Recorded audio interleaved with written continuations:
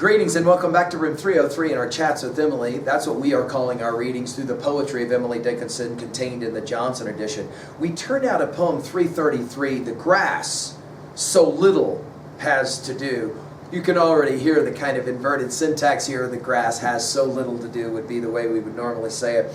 The grass so little. And of course the brilliance of that is grass, technically a spear of grass, is little. And the fact that I even say spear, if I had said summer grass, that would make even some of you smile more. Because this is the one poem in all of Emily's poetry that we will read and say, Whitman would have smiled if he could have ever read this poem. Now, of course, as we pointed out in our previous study, Whitman and Emily never knew each other or each other's stuff, to the best of our knowledge, although Emily did say once about Walt Whitman that she had heard that his stuff was inappropriate. I'll say it that way. Our assumptions here now are important.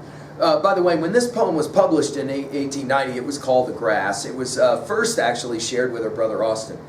I'm very hopeful that you've been working with our stuff at LearnStrong.net. Down that left-hand side, Chats with Emily is our playlist. I'm hopeful that you worked through our set of introductory comments where, yes, we did mention that it's quite a remarkable phenomenon. That at the same time that Whitman is publishing his famous Leaves of Grass from 1855 on to that deathbed edition of 1892, we've given full lectures on, of course, every poem of that deathbed edition of Leaves of Grass at LearnStrong.net. We call that series Talks with Walt. We call this series Chats with Emily.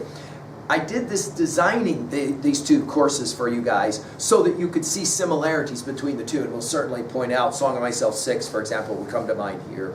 I'm hopeful that you as well have read the preceding 332 poems. We just finished with 332. There are two ripenings. Because if you have, you will know that here we are enjoying Emily's return to nature. She loves the idea of nature, but I think there's a lot more going on in this poem than at first meets the eye. It's a very simple poem, can I say it that way?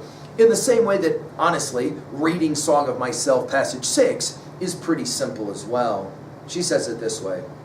The grass so simple has to do, a sphere of simple green with only butterflies to brood and bees to entertain and stir all day to pretty tunes the breezes fetch along, and hold the sunshine in its lap, and bow to everything, and thread the dews all night like pearls, and make itself so fine a duchess were too common for such a noticing.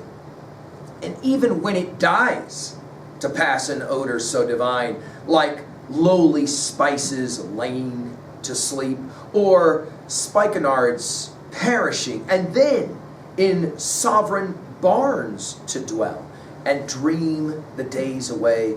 The grass so little has to do, I wish I were a hay. Now, Emily loves to play with language. Here she'll play with Lane, of course. Here she'll play with a hay instead of the hay. Higginson wanted to change it to the. I'm very happy that it stays this way, because I think that Emily is playing all kinds of symbolic games here. Let's see if we can do some study. First of all, in 33 poems, she plays with the grass. You'll remember it mentioned in poem 328.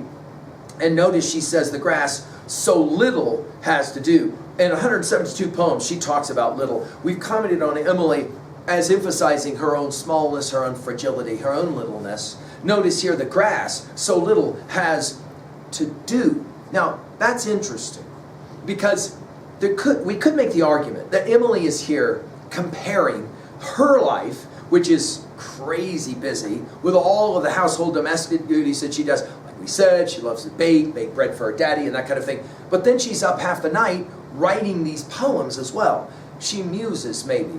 I wonder what it would be like to be the grass. Now, of course, for Whitman, the grass is symbolic of everything. I mean, he'll call it Leaves of Grass. And as we said in that study, so much of that title has to do with the biblical reckoning that grass is, yes, ubiquitous, no doubt, everywhere. It's all over the world. But it's also a powerful symbol of that which grows and that which dies. And yet in the process of death, there is some kind of nourishing. We're going to get to hay at the end of this poem.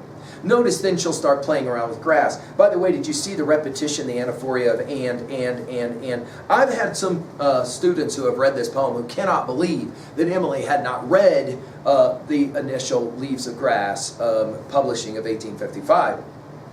Notice, she'll call it a sphere, which is fascinating because, I mean, meadows and lawns, if you'll think about it, are flat, right? A sphere, and yet a sphere of is very close to a spear of summer grass, to take us back to Song of Myself 1, right? Of simple green, and the fact that she uses simple is, I think, powerful as well. In other words, think about it. Grass is so simple, and yet if we brought in our biologist, that biologist would remind us, she would say, what about the grass? No, there's nothing simple about grass, even though it is ubiquitous and simple. It's everywhere, right? With only, and then what does the grass have to do? Well, butterflies, of course, are constantly brooding around it. Remember butterflies from the end of 328. And the word brood is, I think, the key word of her poem. I've said to you guys, so often in Emily's poetry, one word is the hinge word. And I think this word brood, because it seems to me that Emily is in some ways brooding herself, as in thinking or musing. That is to say, she's trying to figure out, do I do too much or do I do too little? And to what degree would it, what would it be like to be the grass? I mean, what would that actually be like? She says bees, of course, are entertaining. Of course, bees are busy, right? They stir, and then the grass, and stir all day to pretty tunes, more like receptive. The breezes fetch along, and hold the sunshine in its lap, and bow to everything, as she's obviously personifying what the grass is like, right? In other words, the grass doesn't have anything to do other than to just exist. She says at the end of the poem, I think I'd like to be a hay. And in that moment, we recognize, oh, so she's asking, what kind of life do I have versus the life of grass? She continues, and thread the dews. You'll remember dews from 328 as well. And then he drank a dew. The dews all night like pearls, and make itself so fine. Notice, has nothing to do other than to make itself so fine, just in the process of existing itself.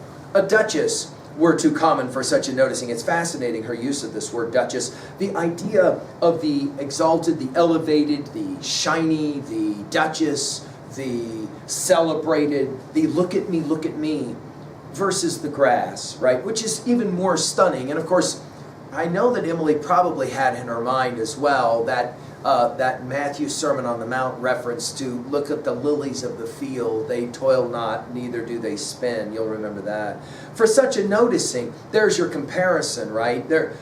Some people notice, for example, the pearls of a duchess. No one seems to notice the grass, and yet for Emily, the grass is more stunning, the more remarkable. And even when it dies, and I think this is when the poem becomes more significant. See, I don't think, guys, I don't think any of the poems of Emily Dickinson are throwaway lines. I don't, even when they're two-rhyme couplets like the ones that we were looking at recently. I think that here something fundamental is happening in Emily's thinking. Because, of course, as Whitman will play out in Song of Myself, Passage 6, well, when you die, you're buried, of course, beneath the grass. And then out of your burial site, grass usually will grow. She says, and even when the grass dies, to pass, in odors so divine, right? I mean, the smell of cut hay. We've said this already. Right from Emily's room, she could see those fields out the back door. She could see those fields that of her father's, workers that would be cutting the grass and haying, of course. In odors so divine, we've commented already on her love of that word, like lowly species. We're back again to compare with the Duchess. Lowly species lain to sleep. This will take us, this word lain, back to poem 187 and her use of that word grammatically, even though it's fascinating the way she uses it. Or spikenards perishing. Now, this is an interesting word that she will use. It's her only time she uses it. Of course, this is that costly ornament that is derived from honeysuckle. Do you guys remember in our study of Mark 14:3 that this woman comes in and she pours ointment on top of Christ's head, and it is in fact spikenard that is mentioned there in Mark 14:3. I think there's something significant. I think Emily has chosen this specifically. So the smell is remarkable even after death. And then, of course, in sovereign barns to dwell. In other words, once the hay is in the barn, it kind of rules the barn, the smell especially. And then what is it that the hay does to end? And dream the days away. In other words, the grass once cut as hay, put in the barn, what does it do? Well, it just sits there now and it dreams of a future when it will be of some use. The grass, she repeats now the first line. It's almost as if she's been now musing and she comes back. Again, why we call our conversations chats with Emily. It's almost like she comes back, she goes, oh yeah. I know what I was going to tell you guys. The grass, so little, has to do. I wish I were a hay. Now in 5 poems, she will use this construction of I wish or I wished. And here, notice the language of, as we said already, a hay, not the hay. Now, Emily knew, of course, grammatically what she was supposed to say. I mean, she understood the appropriate article, was my point, right? She knew she was supposed to say the hay.